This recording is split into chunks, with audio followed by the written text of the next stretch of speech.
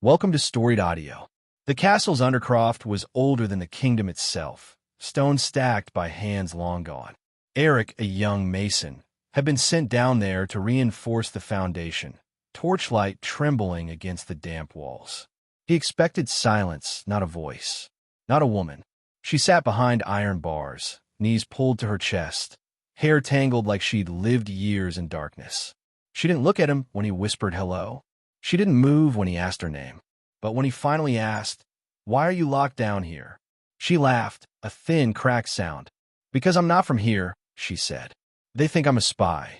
Eric froze. "Where are you from?" She lifted her eyes for the first time. The kingdom of Varenth. His breath caught. Varenth, the land ruled by the ruthless king, the enemy who sent soldiers to their borders every spring. The kingdom every child was taught to fear. Yet the woman in the cell didn't look ruthless. She looked tired, alone, human. Over the next months, Eric worked the foundation daily.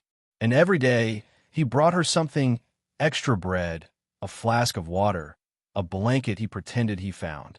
She started talking, then smiling, then laughing softly at his jokes. He learned her name, Serena, and he learned she was nothing like the stories. On his last day, he stood outside her cell, heart pounding. "Serena, I'm not leaving you here." He pulled a small iron key from his pocket. "I stole this. I'm getting you out." Her eyes widened, not with fear, but with trust. When the door creaked open, she stepped out slowly, like freedom was a dream she didn't dare touch. "I need to tell you something," she whispered. "I'm not just from Varenth. I'm the king's sister." Eric felt the world tilt. "Your brother is the one they say." "They lie," she said, voice trembling. "They tell you we're monsters, so their wars seem noble. My brother isn't ruthless. He's trying to defend our borders from your king's expansion." She stepped closer, tears shining. "Eric, I care for you. I don't want to run alone.